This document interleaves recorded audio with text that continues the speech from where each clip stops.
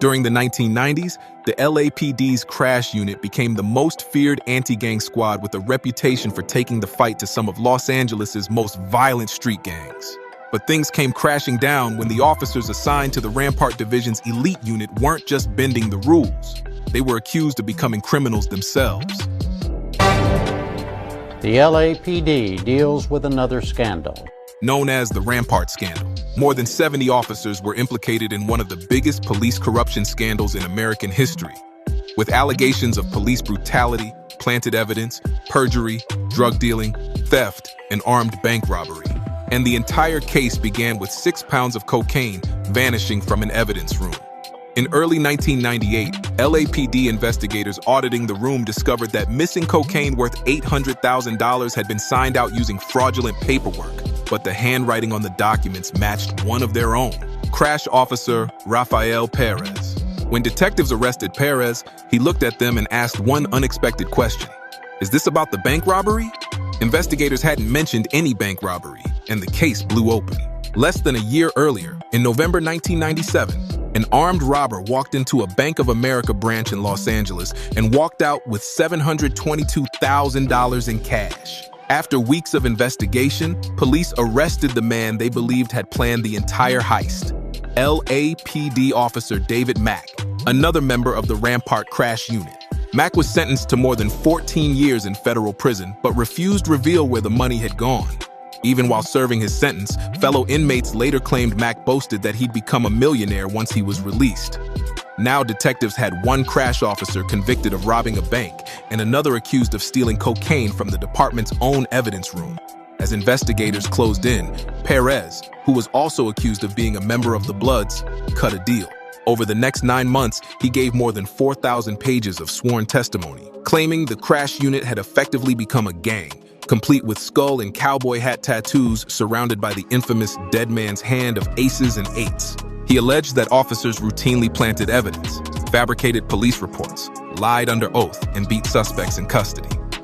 He claimed many officers carried war bags containing unregistered firearms that could be planted beside gang suspects after controversial shootings. One case would come to symbolize everything investigators believed was wrong with the unit.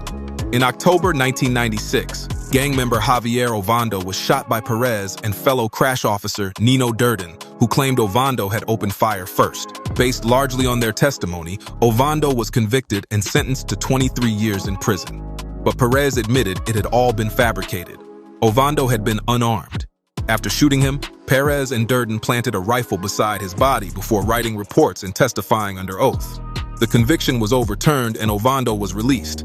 Los Angeles later paid him $15 million, still one of the largest police misconduct settlements in the city's history. As Perez kept talking, another unexpected connection emerged. Several Rampart officers weren't just policing Los Angeles, they were working security for Death Row Records.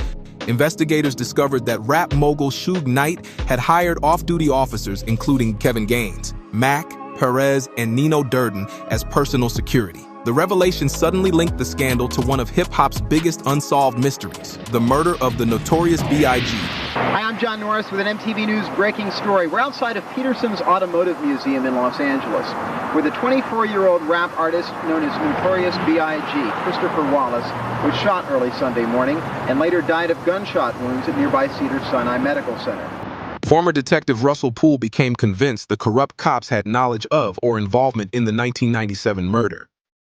And the department, time and time again, has avoided the truth. And when you add everything up, what other reason could there be? The reason being is because they do not want to expose to the public that Los Angeles police officers were involved in the conspiracy to kill Biggie Smalls. He accused department leadership of suppressing his investigation before eventually resigning from the force in protest. The allegations have never been proven, but they remain one of the most controversial chapters surrounding the case. Ironically, the first crack in Rampart had appeared long before Perez ever stole the cocaine. In March 1997, undercover officer Frank Liga became involved in a road rage confrontation with another driver, Kevin Gaines. Witnesses said Gaines flashed blood gang signs, brandished a .45 handgun, and threatened Liga before Liga fired twice, killing him in what investigators later ruled was self-defense.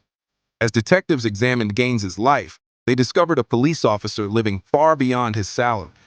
He drove expensive cars, wore designer clothing, and maintained close ties to death row records. At the time, nobody realized Gaines's death had exposed the first cracks in a corruption scandal that would soon engulf the entire department.